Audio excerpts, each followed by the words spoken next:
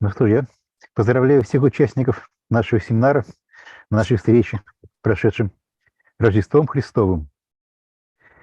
Если бы мы читали Евангелие от Матфея или от Луки, то был бы хороший повод для нас вернуться к начальным главам про Рождество Христово и их перечитать. Но Марк, как вы знаете, начинается со сцены крещения Иисуса. Вот и нам здесь, оставаясь в пределах нашего Евангелия, по случаю Рождества возвращаться некуда. Вообще интересная вещь, что по ходу истории христианской традиции как-то Рождество все больше и больше приобретало какое-то особое значение для христианской церкви. Видимо, это связано с тем, что вот в самом первом поколении христиан, которые мы видим вот на примере апостола Павла или Евангелия от Марка, который, по-видимому, был все-таки самым ранним из дошедших до нас Евангелий, у нас все внимание христиан было приковано к грядущей парусии. Да? Проблема смерти, воскресения. Только потом постепенно вот в следующем поколении уже для евангелистов следующего поколения авторов Евангелий от Матфея, от Луки стало интереснее. Детство Христово, появились праздники Рождества уже в раннее византийское время. Потом появились вертепы, как бы все. Больше и больше становился вот акцент на теплом и таком детском празднике пребывания Бога с нами. Вот. Но этот праздник тоже как-то с самого начала на нем лежит тень, если угодно сказать, отцвет страстей и Пасхи в Евангелии от Луки. И тебе самой оружие пройдет душу. Евангелие от Матфея, не помню историю, про царя Ирода и убитых младенцев. Вот так два наших главных праздника смыкаются вместе.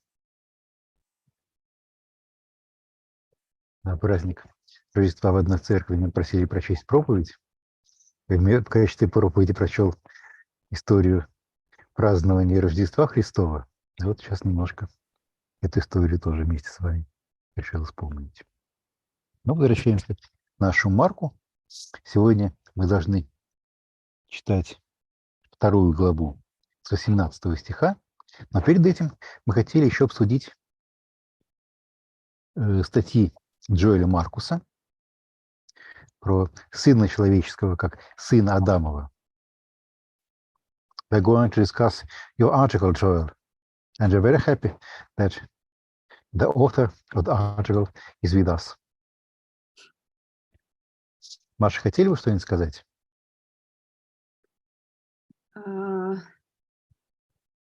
Ну, у меня есть, с одной стороны, какие-то соображения к Джоэлю по поводу этой статьи. Я это могу по-английски потом сказать.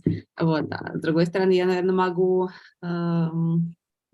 попробовать какие-то основные тезисы этой статьи пересказать для наших слушателей.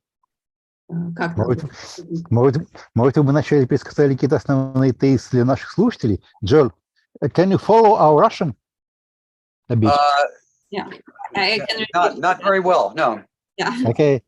I said that I have some considerations which I would like to share with you about your article. I read, and it's fascinating, and it's very thought-provoking for me for sharing it with us. But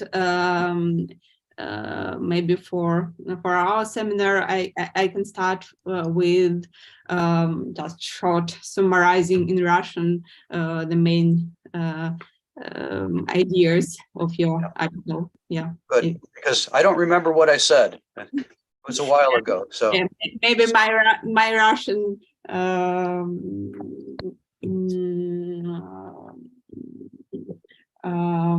recap. detailing it will help you to. No, thank you very much.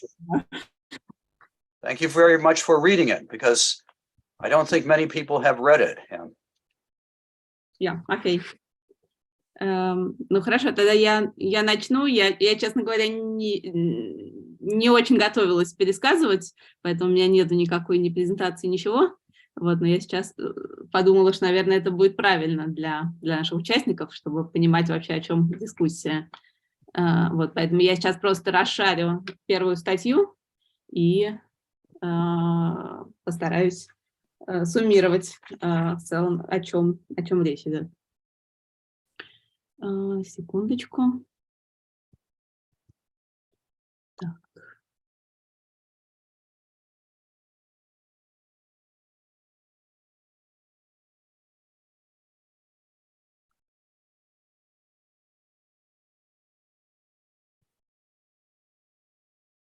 Угу. Да, ну, статья, как всегда, начинается с краткого summary, да, о чем идет речь в статье. Сейчас видно, да, статью перед глазами? Да, прекрасно видно.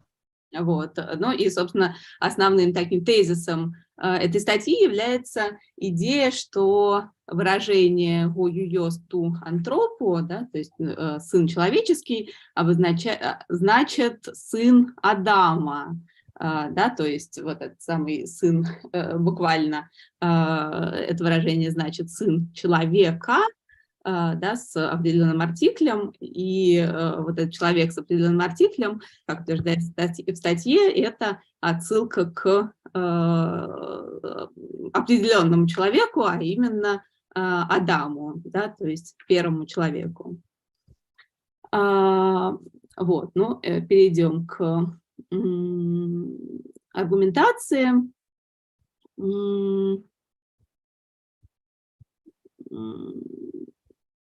Да, ну, в начале статьи кратко описываются разные точки зрения относительно того, как можно это понятие понимать, как можно понимать выражение «гуюйос ту антропу». Вот, и говорится о том, что, собственно, в статье будут, что, в принципе, вот эта идея, что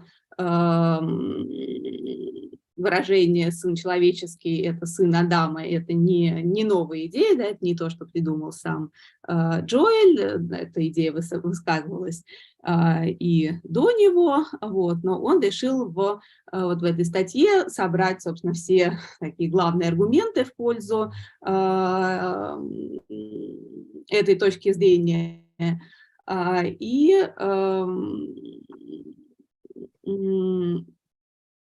вот, и, собственно, аргументация, она будет строиться на трех кругах, трех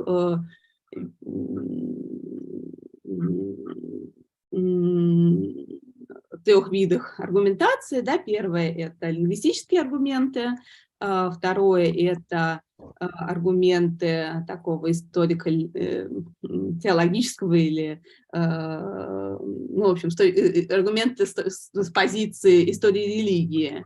Вот. И третье – это аргументы, собственно, которые происходят из анализа вот этих выражений о Сыне Человеческом в самих Евангелиях. Вот. И об этом, собственно, будет вторая статья, может быть, мы сейчас не будем ее касаться. Вот. Ну и начинаем мы именно с лингвистических данных, да, с лингвистических аргументов. Вот. Ну, о том, как обычно понимают это выражение, да, и что за ним стоит, я говорила в прошлый раз, да, что вот это выражение «сын человеческий» обычно за ним видят какое-то семитское выражение или еврейское «бен Адам», или арамейское «бар энаш» или «нош». Вот, это выражение, которое в семитских текстах может служить как такой общий термин для человеческого существа, да, то есть просто как человека, да, и я говорила в прошлый раз, что часто например, в еврейской Библии оно используется как такой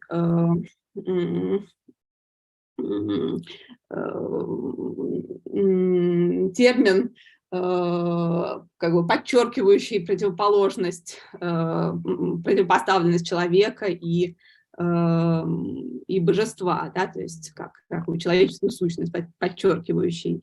Вот. Но по сути, что этот термин значит просто человек, да, человеческое существо, human being. Вот. Но, да, как справедливо замечает Джоэль в этой статье, основной проблемой с такой интерпретацией, да, что этот термин означает просто человек, является наличие двух определенных артиклей. Да, как вы видите, по-гречески это выражение звучит как «го юйос ту антропу», да, то есть в этом выражении присутствуют определенные артикли и при слове «сын», и при слове «человек». Вот. При этом вот это еврейское выражение «бен Адам» и арамейское «бар наш» в книге Даниила, оно в Септуагинте всегда переводится без артиклей вообще, ну, практически всегда, да, то есть просто как «юйос антропо». Вот. И этот факт, он наводит на мысль, что такая интерпретация, она может быть не вполне правильная, да, то есть что эти выражения можно уравнивать, выражения без артиклей и выражения с артиклями. И, соответственно, эта идея наводит на мысль, что это соображение наводит на мысль, что, возможно, эти артикли указывают на то, что автор Евангелия, да, заветные авторы, да, они имели в виду не человека в целом, а что это указание на конкретного человека.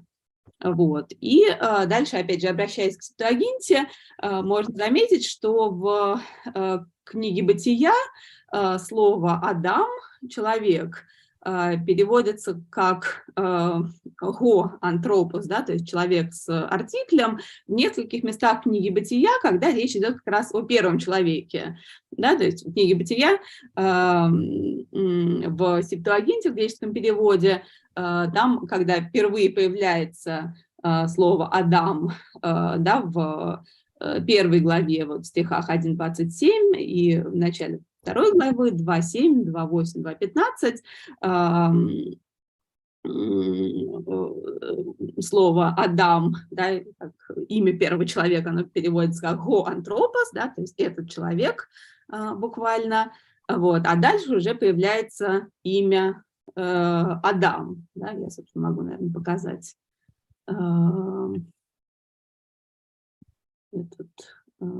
начало книги «Бытия», да, чтобы всем было видно.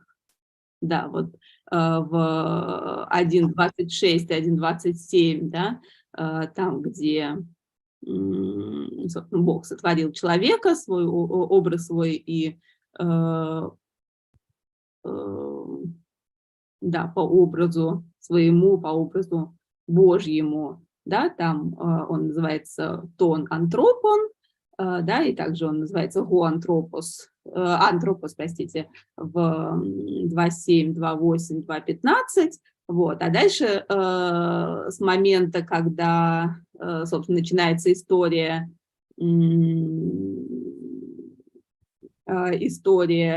грехопадения, то появляется слово «Адам», да, то есть появляется имя, собственно, в Септуагинте у этого первого человека.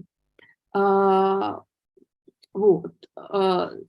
Расхожая точка зрения, объясняющая наличие двух артиклей, это такая точка зрения, которую я тоже в прошлый раз упоминала, она согласно, да, этой точке зрения, наличие двух артиклей объясняется как неправильный перевод арамейского выражения.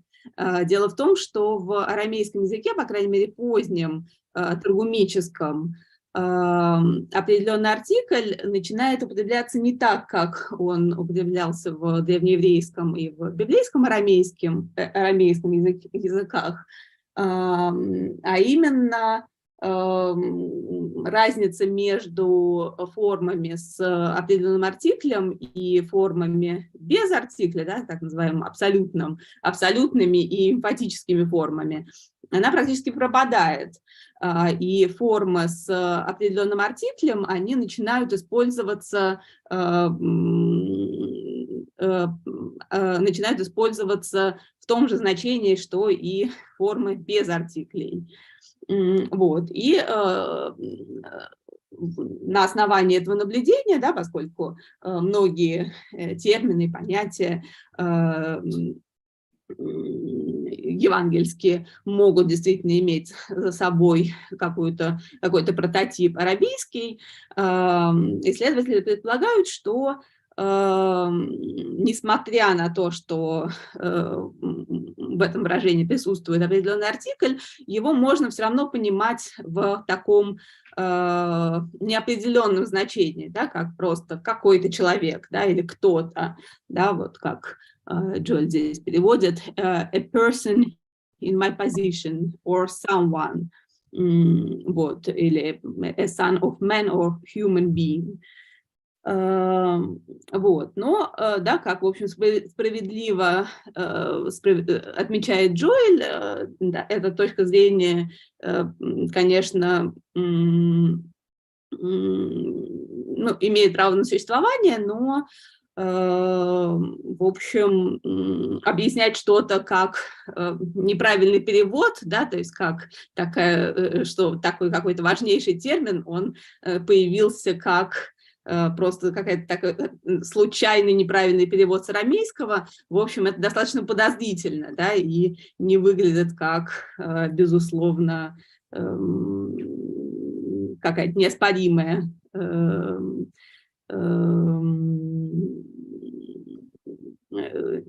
как какое-то неоспоримое объяснение этого термина. Вот.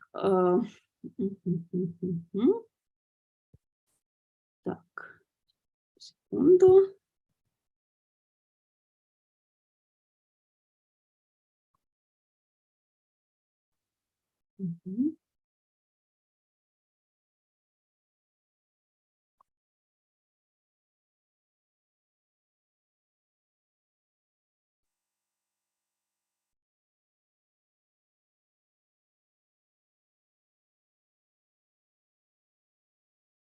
Да, ну, наверное, собственно, в этом состоит основная часть лингвистического аргумента, да, можно дальше не продолжать, да, тут есть еще какие-то небольшие дополнительные аргументы, вот, например, Джоэль приводит наблюдение Фитцмайера, который обратил внимание, что выражение «сын человеческий» в библейских текстах, в еврейской Библии, в арамейских таргумах, прежде всего в таргуме Йонатана, переводится как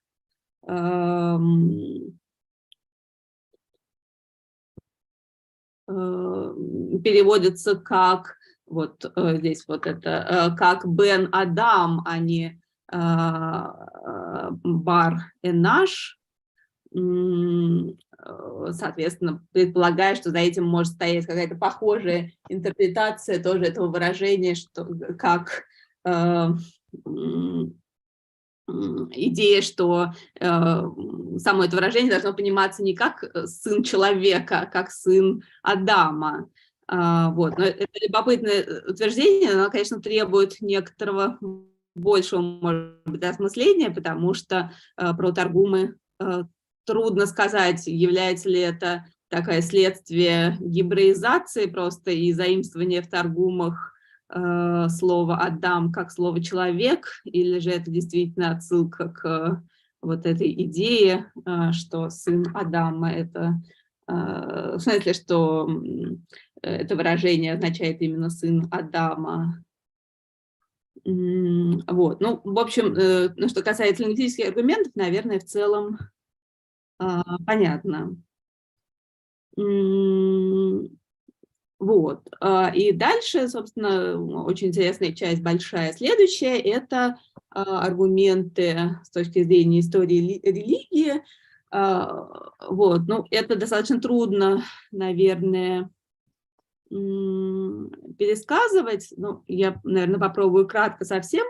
Вот, ну, вначале Джоэль кратко характеризует контексты, в которых, собственно, выражение «сын человеческих» появляется в Евангелиях, вот, и пишет, что традиционно их делят на 3 группы. Да, первая – это сын человеческий в контексте по Руси и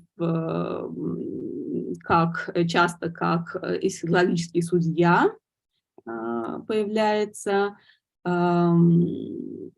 Вот. Второй тип контекстов – это, вот, собственно, как контекст, который у нас был, в контексте какой-то власти на земле, да, как в контексте 2 главы Марка, да, что сын человеческий имеет на земле власть прощать грехи, прощение грехов.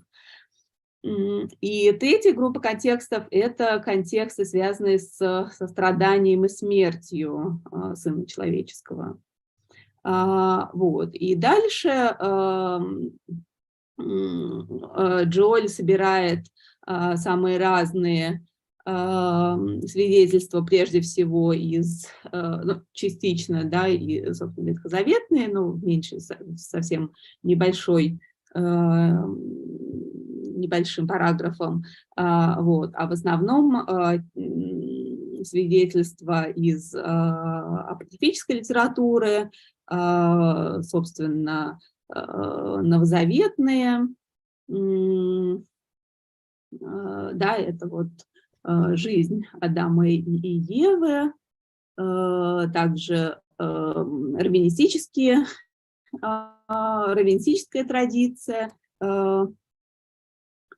разные тексты, да, что еще, Иосиф,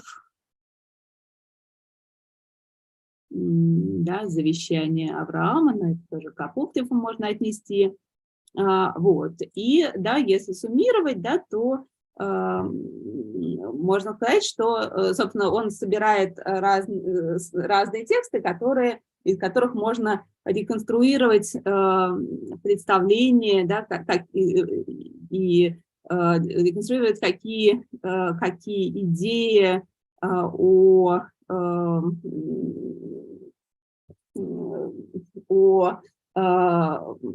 Адаме, да, как первом человеке, могли существовать вот в новозаветное время и которые могли бы как-то повлиять на возникновение этого термина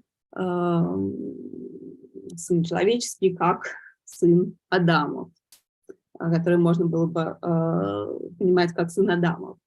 Вот. И суммируя, он говорит, что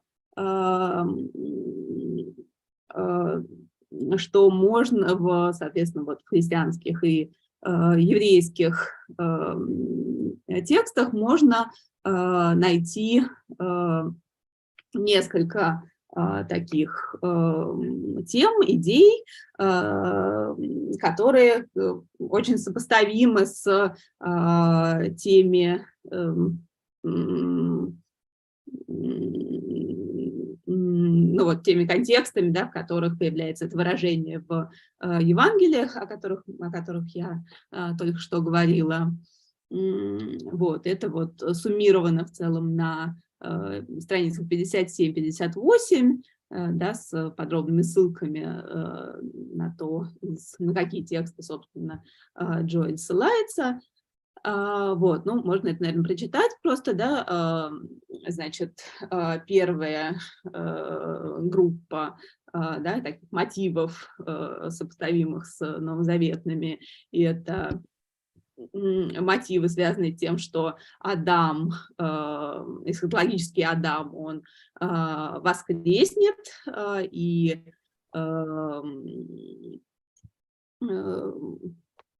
прибудет во славе, да, которую он потерял после грехопадения. Вот. Также он будет эсхатологическим судьей для всего человеческого, и да, ему в этом будут помогать ангелы.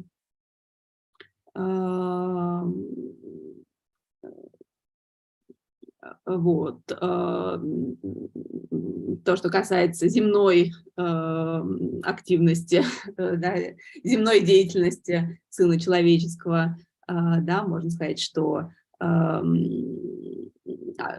вот этот эсхатологический Адам, он восстановит власть и земное правление, да, которое было дано ему во время творения, да, и которое, опять же, он утратил после грехопадения, да, и что он станет таким земным наместником небесного царя. Вот, да, и третья тема, тема страданий и смерти Сына Человеческого, да, также она находит свое отражение в вот, текстах об Адаме,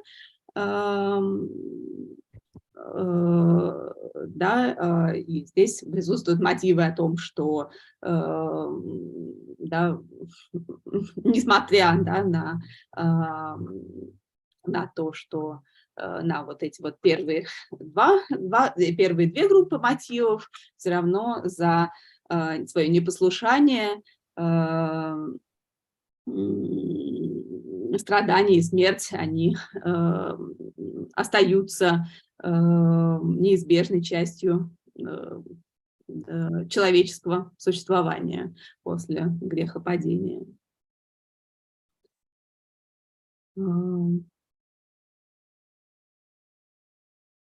Так, ну вот, наверное, так я могу кратко суммировать то, что Джоэль в этой первой статье написал.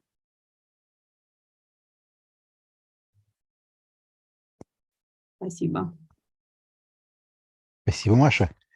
Есть ли у кого-то еще замечания или вопросы по обсуждаемой нами статье?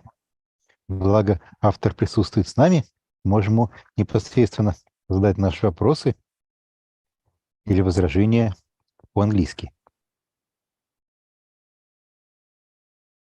Или можно задать какой-нибудь вопрос по-русски, а я или Мария Михайловна, мы будем готовы перевести на английский.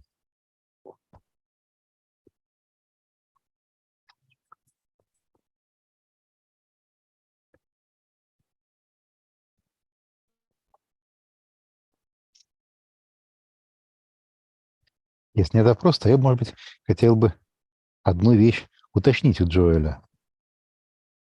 Joel, I would like to ask you a question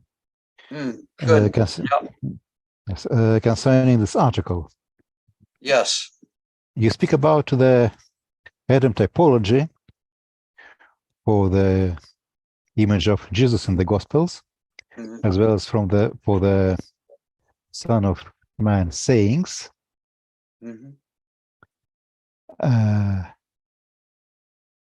But in the sayings, it is the image of the Son of Man. Or, if we follow your interpretation, the son of Adam. While the typology that you study is rather the typology of the image of Adam, not the image of the son of Adam. Yeah. And at some places in your article, you even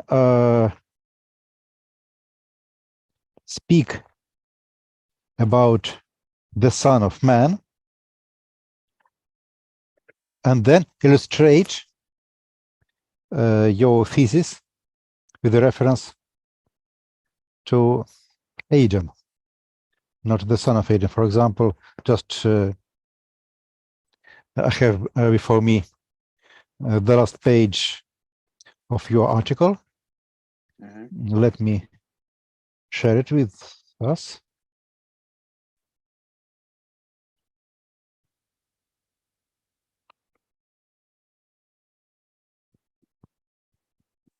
Yes, you see, just one of the many passages Mm-hmm. in your article, you speak about the suffering and death of the Son of Man, Mm-hmm.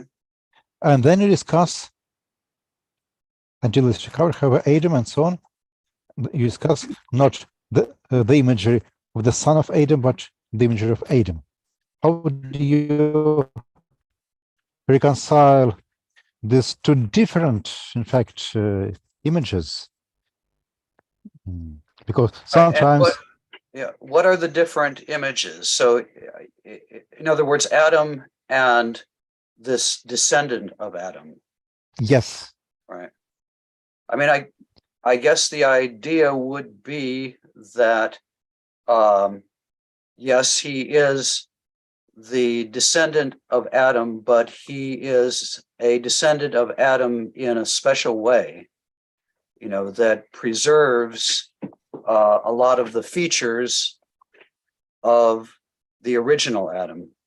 I think I should note that, you know, I've been looking into pseudo-Clementine literature, Mm-hmm. and there, you know, you do have this idea of, you know, just various Adam, and then, you know, Moses and Jesus, and they all seem to be in some way like one figure. So, you know, that's one direction that I guess one could go. But I mean, I think you either you or Masha did mention at one point, you know, there's parallels with the Pauline stuff about the first Adam and the last Adam.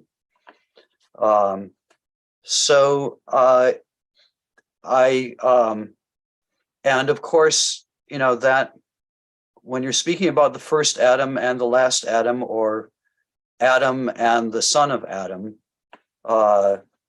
I guess that terminology would imply both similarity and some difference. But I suppose in this article, I've focused mostly on the similarities. And frankly, it came mostly out of, you know, reading these various Jewish legends about, you know, Adam's glory before he fell. Those seemed so reminiscent of the New Testament descriptions of the glory of the Son of Man when he returns,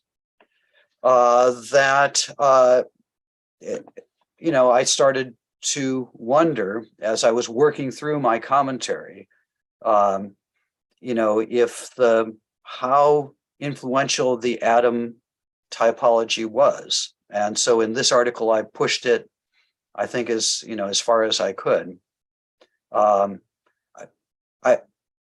You know, the one thing I think is true is that this phrase, ho huios tu anthropou, it's a strange phrase in Greek.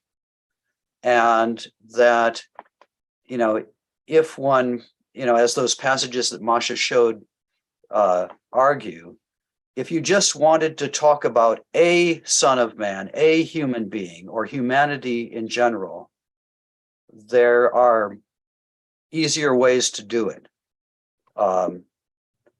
So, you know, so I'm taking the definite articles, ho huios tu anthropou, seriously.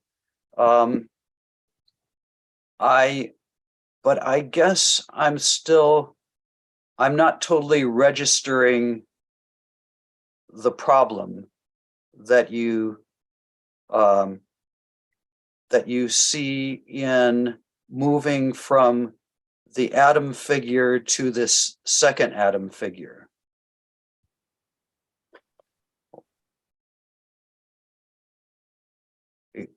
Tell me some more about your problem with my thesis. Okay, in fact, I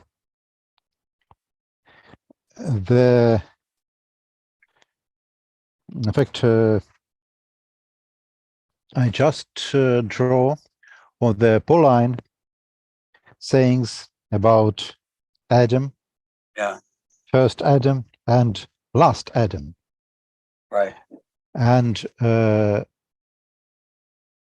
it's to my mind, it is important for the thesis, the main thesis of this article, that Paul does not speak in this case about son of Adam or son of first Adam or son of last Adam, but speaks about first Adam and last Adam.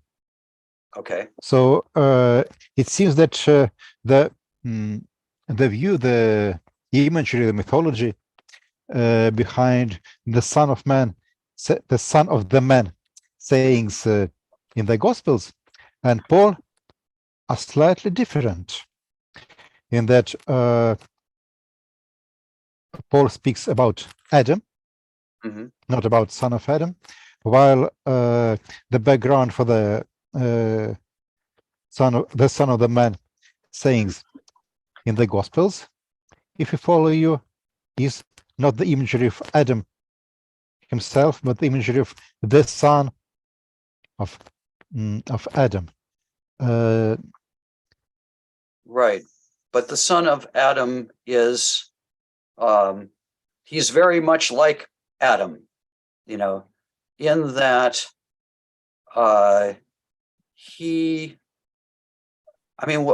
what is Adam? Adam is both, a character in the Bible, a person, one person, but also, of course, because of, and partly because of this, the usage of the Hebrew word Adam, he is also a representative of humanity as a whole.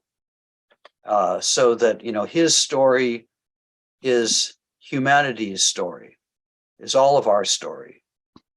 And I think, for understanding New Testament views of Jesus, that's also, important, both for the Gospels and also for Paul, that what happens to this one individual also involves, a people, that his fate is their fate, right? So they're both, I would say that that's the biggest similarity between Adam as, understood in the Bible and in some later Jewish legends, and Jesus as understood in New Testament theology, is that they're collective individuals. They're individuals, but they're what happens to them also happens to God's people. So that we die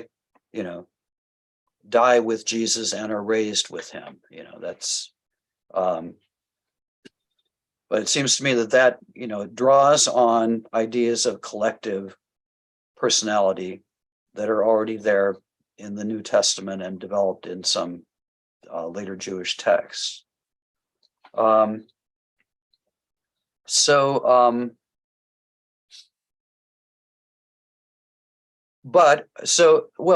I guess it seems to me that the son of the man part of that's Adam, the son part of it is, that's the distinction from Adam, in that Jesus is, he's not identical with Adam, but he's a descendant of Adam who partakes of some of the qualities of Adam, but also, does it better this time around. Okay, thank you. So can we summarize this in the following way? What we see both in the Gospels and in the Pauline letters is the branch of imagery which deal with the images of Adam, or the son of Adam, first Adam, last Adam, and so on. The imagery that places a special emphasis on the image of Adam. But we have here two, so to speak, sub-branches of this branch of imagery. One sub-branch which use the expression Son of Man is represented in the Gospels, while the other sub-branch of the same imagery, which does not use the expression Son of Man, but rather the more direct name Adam, is represented in Paul. But still, these are two sub-branches of the same branch of imagery. Yeah, and I that's good. And I guess you could argue that, Paul's formulations are less Semitic, right? That this idea of a father and the son of a father, of course, Greeks also had fathers and so on, but this particular terminology where the son of somebody is his descendant who also partakes of his essence in some way, that was particularly developed in Semitic spheres. Whereas, maybe Paul's, the recipients of his letters wouldn't have understood this strange way of talking. Because again, it is, it sounds weird in Greek, ho huios to anthropou. And people in it would not be immediately transparent to people what that means. So that would be my argument. Yeah, thank But you. of course, the Pauline texts were in the back of my mind, as I was doing this. That's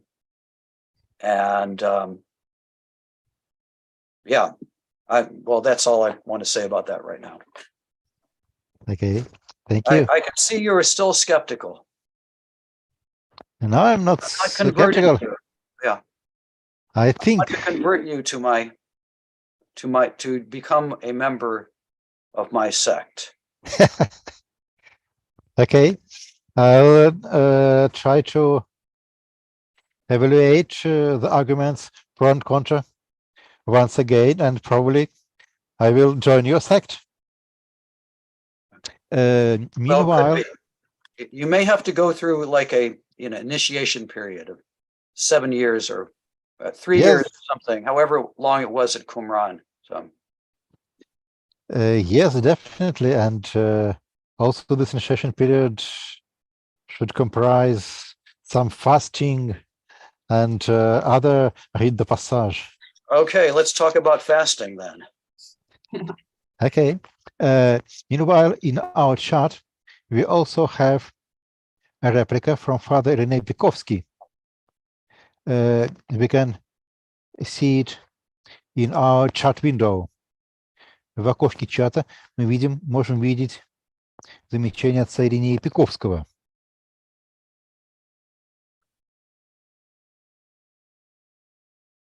Yes, there is short comment to your article. You refer to the Jewish tradition and especially Second Temple Judaism and afterwards, and I found that even in a later tradition, in Midrashim, And in Russia, there is reference to Adam, but when the rabbis quotes passages from the Agada, they refer to Adam as to author of the Psalm 139. So how one can explain that there is both images, one as a person with a personal name, and one as a general image of a newborn creature, one in a mother's womb, and so on. That is my question. So we have two images in two traditions, and they correlate with each other. Mm-hmm. Yeah. So Adam is described as the author of this psalm. Yes, exactly. In which, yes, and it's a stable tradition. It's not just one source. Yeah. I found this in 3 sources at least. Yeah. This is my favorite psalm, by the way. They said it when I was baptized. They said, "What is your favorite psalm?" I said, "Do this one." So let's see. So in the Midrash Tehillim interpretation, who is he talking to? He's talking to God here. Your eyes saw my substance, right? Yes. So he's speaking to God, and he's so when, I mean, when rabbis I guess, asking themselves who is an yes. Well, yeah. So I guess, I mean, doesn't this, in a way, it seems to me that this helps my general point that, you know, we would say, looking at this psalm, you know, that it's just some generic person speaking, but the psalm in this later interpretation, it's speaking about Adam in particular. So that again, Adam shows us, you know, what our human condition is. Already the stories about Adam, you know, they prefigure our later fate. And so just as in the New Testament, you know, Jesus comes along and he shows us our future fate, or he shows us the new condition, the new human condition that his coming has inaugurated.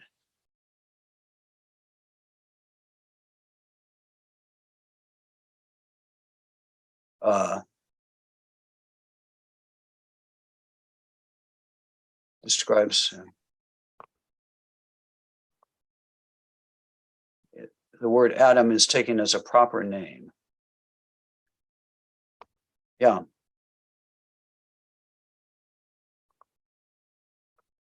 Well, yeah. I mean, I think your last sentence here sums up the, you know, this dichotomy that we see in the image of Adam very well. How can one explain the phenomenon that Adam is both a symbol of the first man, or he is the first man, and a symbol of the origin of life as such?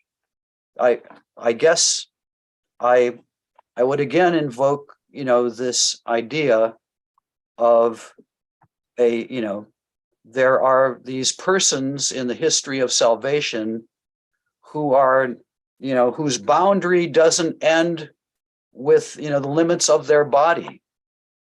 You know, they gather up into themselves somehow, in some mystical sense, the fate of the people.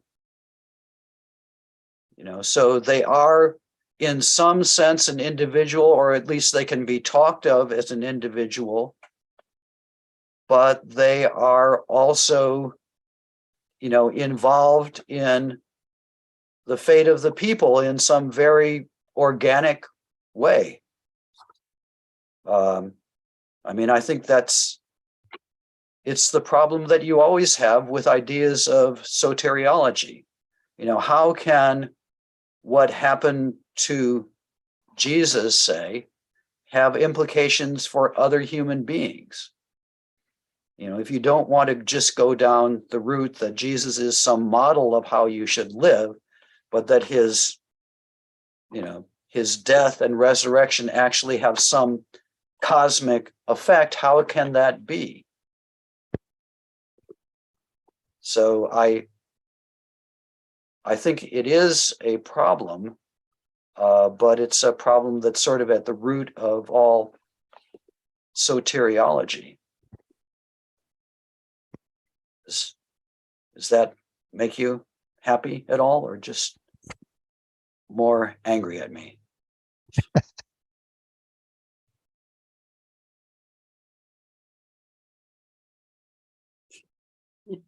May I have a question too?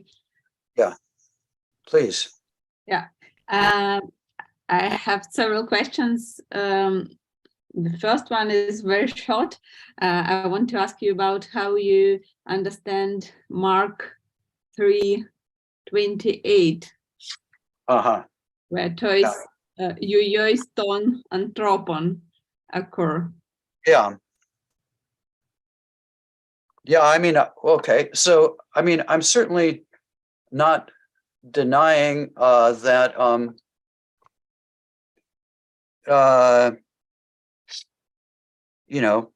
huios anthropou can mean a human being, right?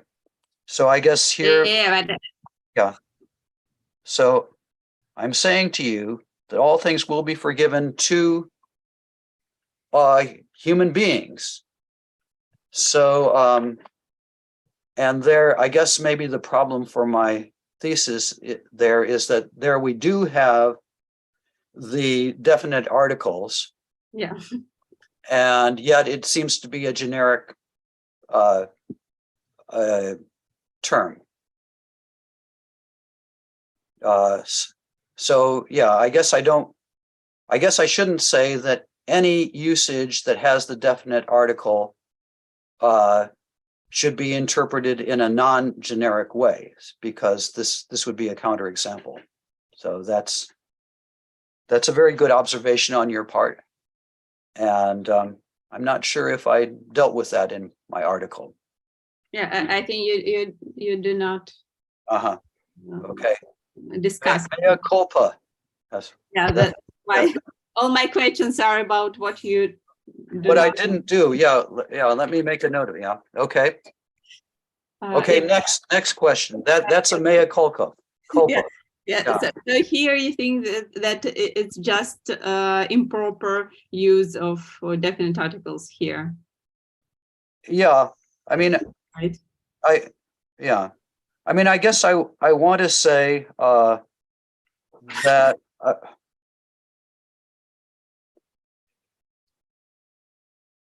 I mean, yes, there probably is such a thing as a non-generic use of a definite article.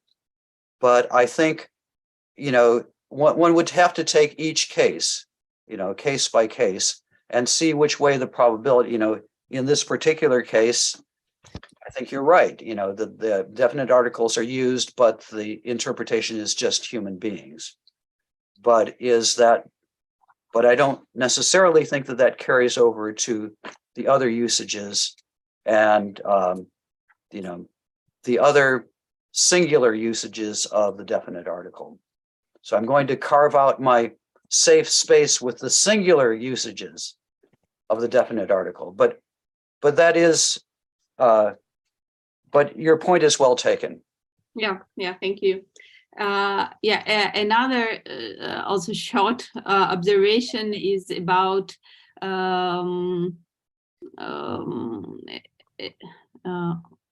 I'm sorry, I lost your article about your you quoting Fitzmyer, I think, about translation Ben Adam in Targum Jonathan. Yeah, as Bar Adam, right? Yes, as Bar Adam. where is it? Yeah, you remember this place. Yeah, Yeah. I have two maybe opposite observations. First is Okay. that in Targumim, I think it's a so general thing that probably it's just a Hebraistic usage of word Adam, meaning man. So it could be not very. Okay, but why didn't they use like Barnash or? I mean, that would be my question. I think it's very common thing for Targumim that some words are adapted from Hebrew into this Hebraic Aramaic language, as I suppose. But on the contrary, I think that probably in this respect is important that in some places in the Septuagint, Ben Adam is translated as Yuyoi to Adam, not Yuyoi Anthropo. And it could be more relevant that just this this understanding of this expression could be in mind, that it's not just of the man, but of the sons of Adam. You're saying the Septuagint passages where Adam is used are better for my thesis. Yeah. So it's just a short. Yeah, you're probably right. And the last question, I suggest probably somebody has written about it, but I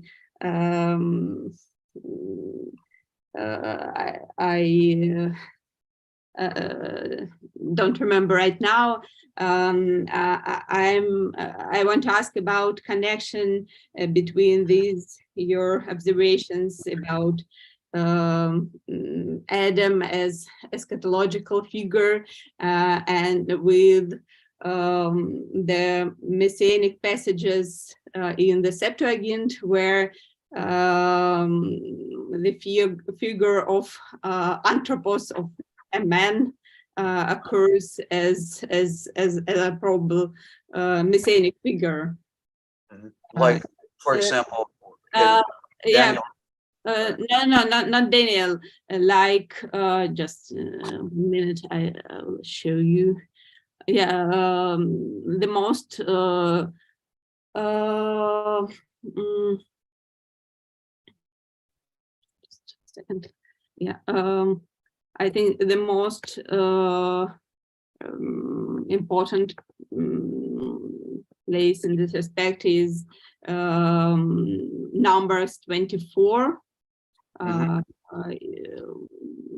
7 and 17.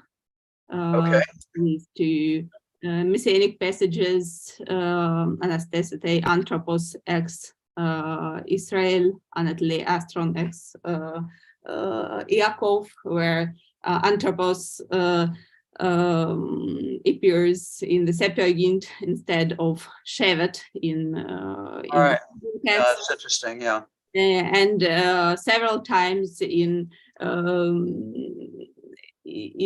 Isaiah, also anthropos is appears in the Septuagint and is considered as either just an allusion to numbers or as a messianic term. I think the most important passages are Isaiah 19:20, in Hebrew, Vayishlach lachem Moshiach v'yitzelam. He will send savor to them, and in Greek, again, anthropon appears, which doesn't exist in Hebrew, and with the definite article in 32:2. Again, ho anthropos krypton, but here ish is as well. Yeah, so it's not as representative as previous passages. Yeah, so my question is, can we connect this anthropos in the Septuagint with this tradition you wrote about? Yeah. Well, I think they might help me, if I wanted to make this article even longer than it is. But I'd have to look at the particular passages. I guess, you're always wondering, of course, why did the Septuagint translators change things? And sometimes I think it's because, they didn't think their audience would understand, if they translated literally. But sometimes, maybe they are reflecting traditions, of exegesis, the sort of thing that both you and Michael and probably others there study. That's what I'm trying to argue, that there is a tradition of exegesis here that is behind the New Testament term. But those are very interesting passages. I think maybe William Horbury probably talks about them in his book about Jewish messianism, and which, I learned a lot from that book. I think sometimes William goes off, his speculation becomes kind of wild, and maybe you think that some of my speculations are wild, but I think some of his are even more wild. But those are interesting passages, and I'd like to look at them some more. Thank you for that. Yeah, thank you. But thank you for,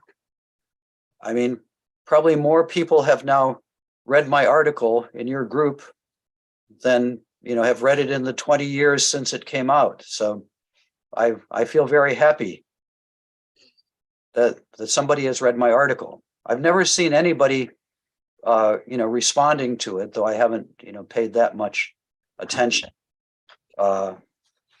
So please, even if you want to refute my article, publish an article in which you refute it, because at least then somebody will know that I wrote the damn article. So I really want you to do that. So, but thank you for paying such careful attention to it.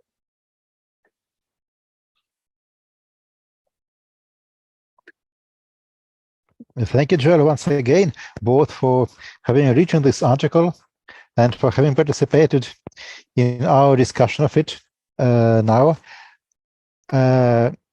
During this dialogue that you have, I wondered what might have been the Aramaic original for the Greek Hoios to anthropo in the Gospel. Because if the Aramaic original was something like Baranash, then it would be not so easy to be connected with the image of Adam. And I decided to check what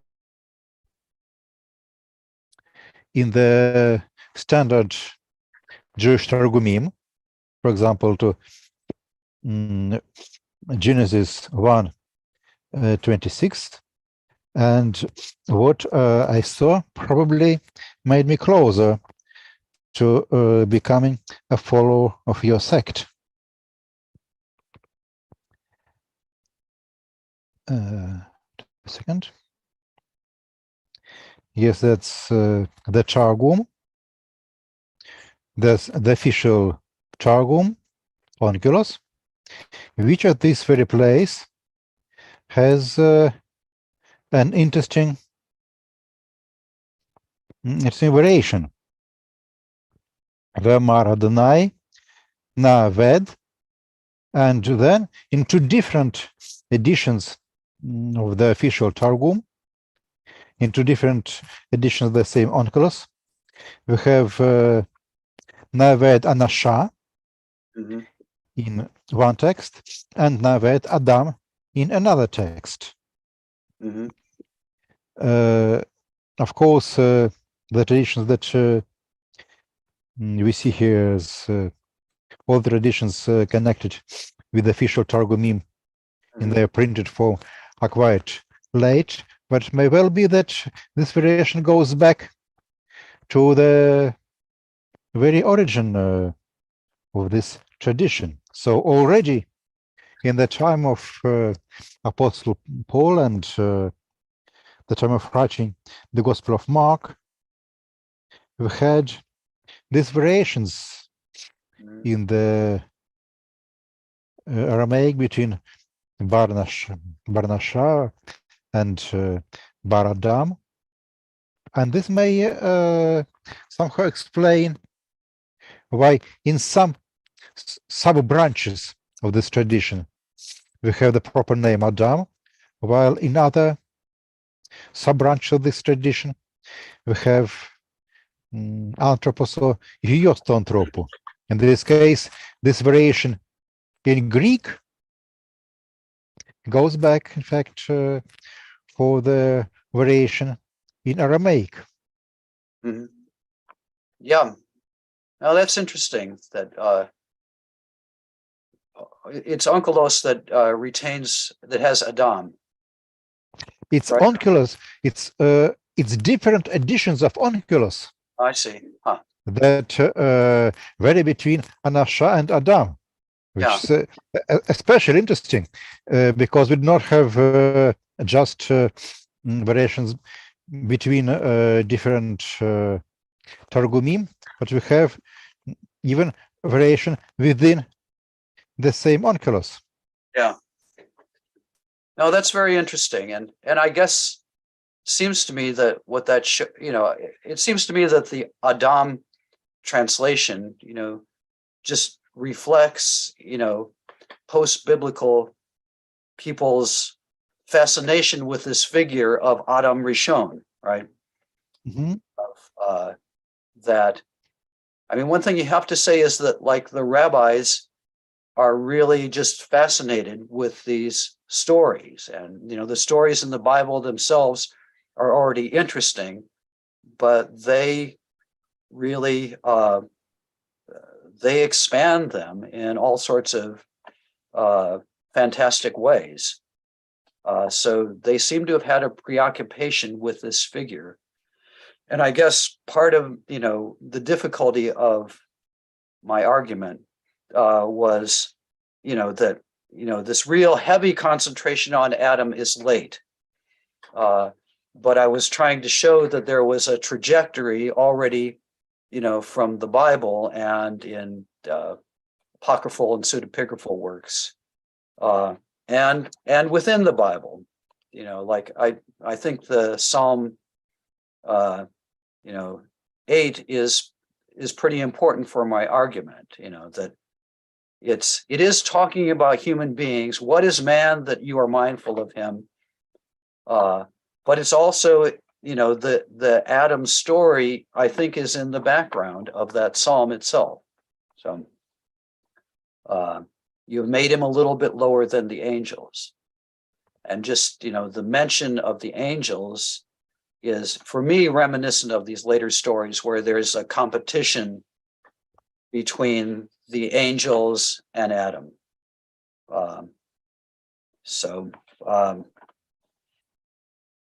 Anyway, it's kind of it's one of those articles where I really let my imagination go. And I may be wrong, but I haven't been convinced yet that I am.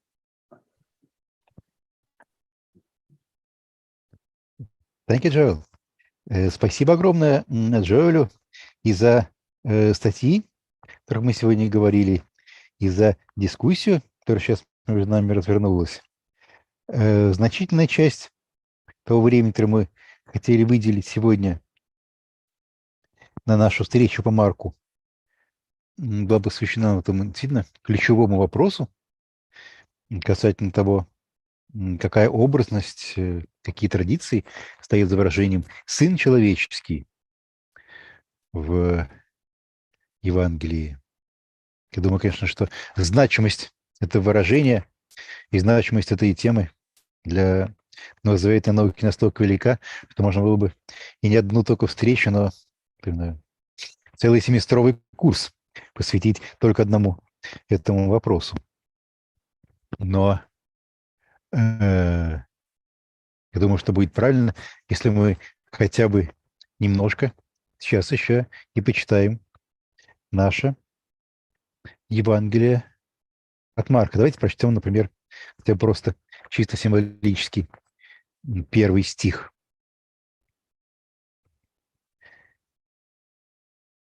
Нормально? Не очень сильно мы задержимся, если еще один стих прочтем. Давайте прочитаем. Окей, тогда давайте. Давайте, да. Давайте. Вот мы приступаем к теме поста. Да? Ученики Иоанна и фарисеи постились, к Иисусу пришли и спросили, почему ученики Иоанна и ученики фарисеев постятся, а твои ученики не постятся. Иисус сказал, разве могут поститься гости на свадьбе в присутствии жениха? Пока жених с ними, они не могут поститься.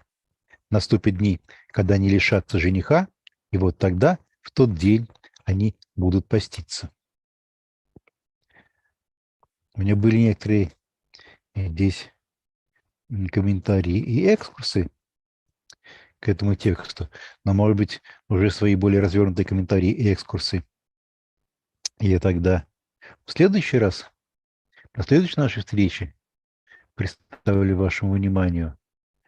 А пока что, есть ли какие-то замечания, вопросы или комментарии по поводу этих двух стихов с вашей стороны?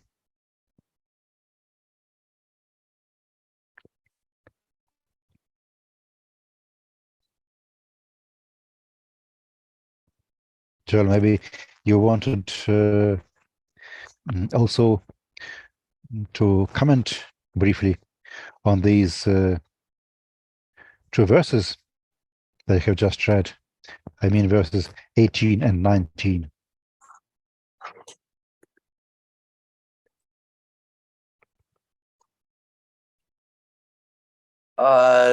Not really. I had one question about your translation in verse 20, though. But are we going to get to verse 20? No, as concerns verse 20, we'll start with it during our next meeting. Okay, all right. I'll hold my comment for next week. No, I don't have anything to say about these verses. Yeah, but I guess one thing that I realized is, well, more later on in the passage, that some of this vocabulary I already found pretty difficult in Greek, and it's even more difficult for me in Russian. But as we get later on in the passage about the patch and the wineskins and stuff like that, it's just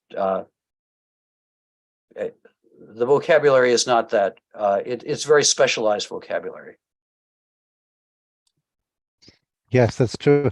And it was very difficult for me as a translator to find a right Russian wording. When we come to these images next week, I'll try somehow to defend some translation choices. Are that, your, I I guess made. I had my overall question about your translations is, I mean, are you aiming at a quite literal translation, or, you know, is this functional equivalence, or is it, I forget what the other term is, but, you know, what is your own philosophy of translation? Maybe it's too big a question for today.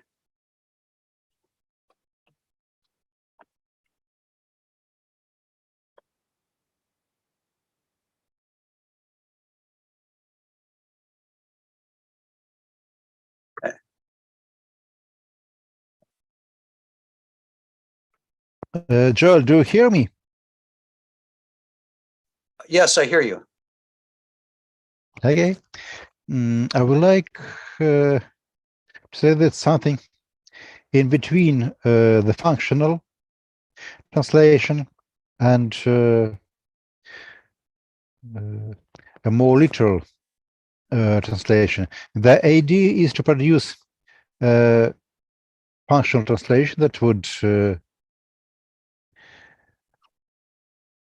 give the message of the text to the reader, but also to do it in such a way that this text can be accompanied by philological commentaries. Because my main problem with purely functional translations is that they bypass the really important problematic passages. Yeah. So I would like to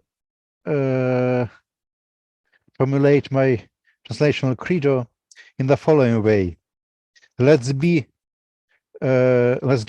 functional translation where the text is plain and without any problems, but where the original text is problematic and maybe ungrammatical, let's not mask this with a better with a smoother Russian translation. but let's represent the problems that we have. That's good. I like that. Yeah. Yes. So the idea is to make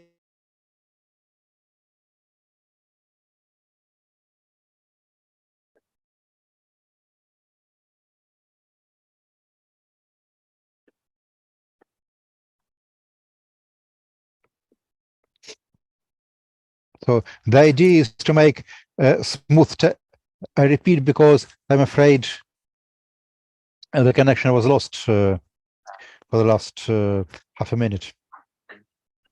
The idea was to make a smooth translation where the original is smooth and without problems, and to make a rough and difficult translation where the original is rough and difficult. That's good. And I would say that Mark is usually pretty rough, you know, so. Yes, it's Mark is stylistically rough. Yeah. But there are not many passages where we really have problems like ununderstandable text or something like this. Except the ones about the Son of Man. Yeah. Yes, the Son of Man. But in this case, we can just make a literal translation, Сын Человеческий, and this would be as different from the normal Russian usage, as I think it was different from the normal Greek usage. Yes. Okay, so we read 2 verses that introduced us into the whole topic of the problem of fasting. It's a very interesting passage, by the way, because for a normal Orthodox reader, there is nothing strange in this question, because I do not know whether you know this, Joel, or not, about I think every 2 days out of 3 days in Orthodox calendar are days of fasting. So it's very much understandable for an Orthodox reader that the problem of fasting becomes so important in the Jesus tradition.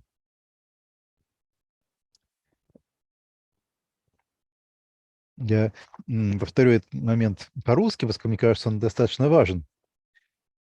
Я думаю, что абсолютное большинство тех, кто читает вот это место в Евангелии от Марка по-русски, и так или иначе принадлежит к православной традиции, или, по крайней мере, знают о существовании православной традиции, совершенно спокойно понимают, откуда этот вопрос берется. Потому что известно, что в православной традиции 2/3 всех дней в календаре – это постные дни. Вот.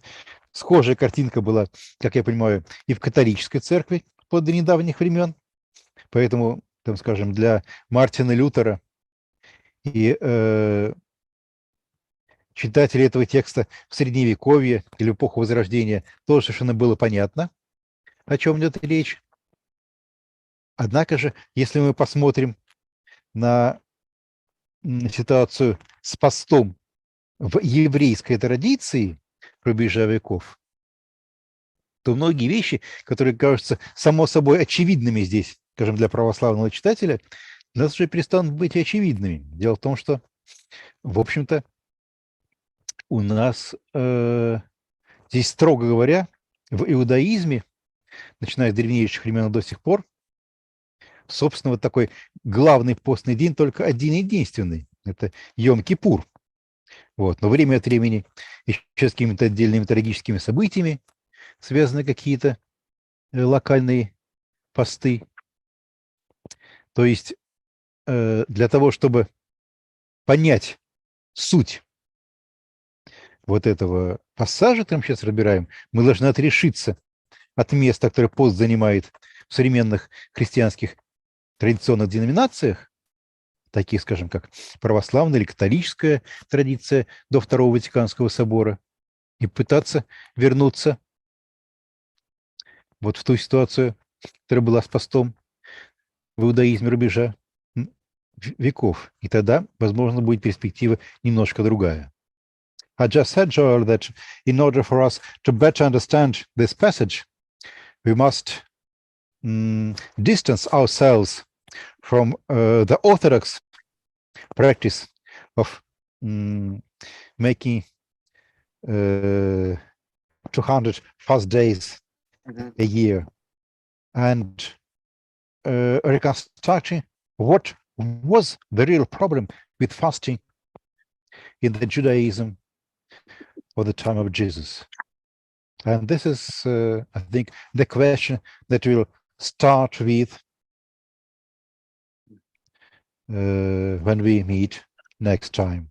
Вот с этого вопроса об обсуждении места поста в иудаизме времен Иисуса, это, наверное, начнем нашу следующую встречу. Спасибо всем, кто с нами был. I apologize for taking so much time with my silly theories. No, Joe, we are extremely grateful, and the only thing that we are sorry that we couldn't